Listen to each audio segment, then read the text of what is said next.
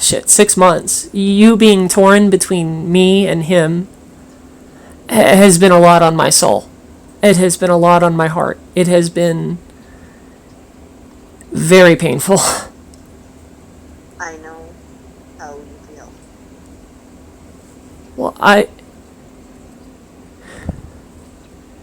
have not been able to keep makeup on at all. I didn't want any of this. Neither did I. It seems like you did. I'm gonna be real, it seems like you did. Because you put up no argument against it. And you didn't even bother. Everyone's saying that I'm wrong, that I was wrong. And no one's bothering to tell me how, why. They're just saying, you're wrong, and then leaving it at that. It's a very antagonistic and aggressive approach to take to someone who, with me and your history, knows for a fact that you have admittedly said you are torn between me and this other guy. He lives with his mom, so you want to stay here until he gets on a different area. That's what it felt like to me. It felt like you were using me until you could move in with him. Is that what this was? No, it was not. I just want to be able to have friends. And that's fine, but you sneaking around behind my back and not even fucking letting me know when you're going to be late at to home? Just ghosting me? That wasn't cool. It was wrong. I mean, if a kid were to do that to their parents, how do you think those parents would feel? They'd worry relentlessly. But me already have went through that process and worried about you to the extent that I thought maybe something had happened to you the first time, only to find out you were at another man's house.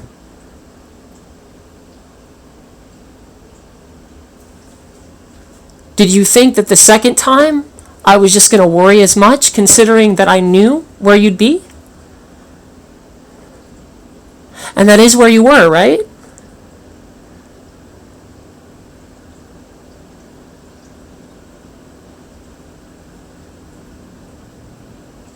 Right?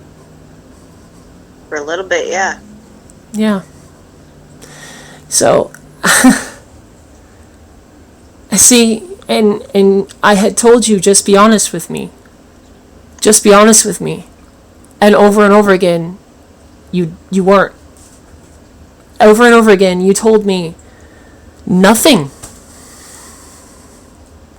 You lied to me. Over and over again.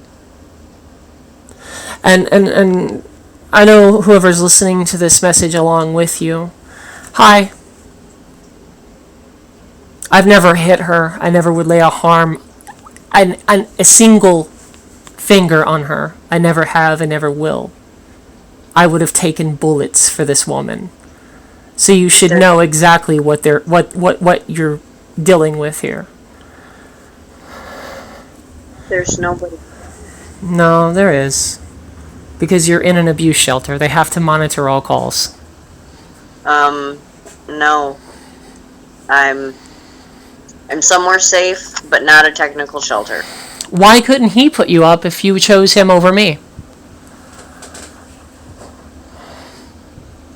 That's what I don't understand.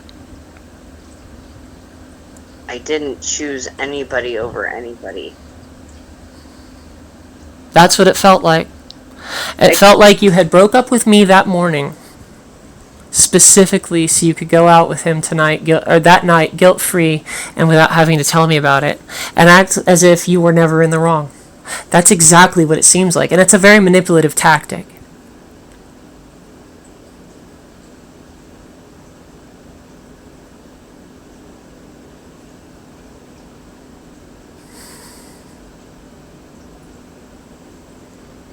Do you understand how I would see it that way? Yes, I do. Okay. Sorry. Otter's fine. He slept on your hoodie most of the day. I figured. Yeah. You have clothes here. I know you haven't gotten changed in a while. You haven't come home since all this started. Because I was advised by the shelter not to until either a BPO was started or... A PPO was started against me? I've never hurt you. I've never harmed you. I've never even bothered to touch you. It hasn't even gone through, and it has, like, I haven't... You don't know that. It's not right. Calling me an abuser when I didn't abuse you. I never hurt you. Not once. Not physically. By asking you to be honest with me? No. What then? What did I do wrong? Tell me. Fine, I will tell you. Emotionally, I felt neglected. I felt alone. Well, what was I supposed to do? Whenever I would go upstairs to see you and chill out with you, you'd tell me, "Oh, go away," or you'd get all mad at me, and then tell me that you wanted to be alone. If I left you alone, you were always telling me about how you felt neglected. It was never. You didn't give me any indicators. You never communicated with me at all. You never gave me any well, there were moments, and those moments worked out well. You came downstairs to hang out with me a few times, and then there were times when you wanted me to come up there, and I did the same. We tried to watch, whatchamacallit. And I am sorry that I did not have the coping mechanisms and skills to properly... You don't need to be sorry for being who you are. I've never wanted that for you. I still have to apologize because I couldn't convey exactly what I needed to you when I needed it. And that is my fault because I don't have the coping skills because my parents never instilled them in me.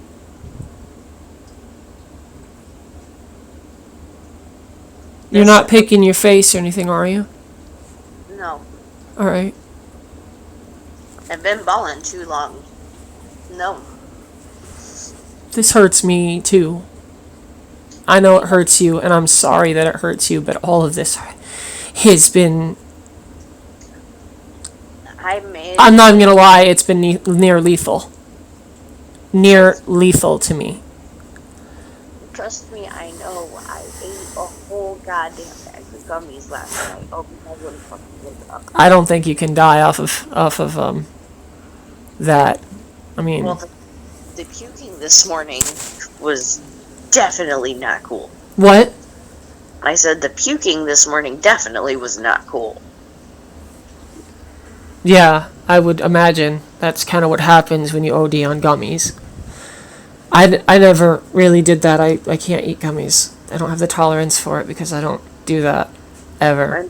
I'm just saying. I don't know what to do.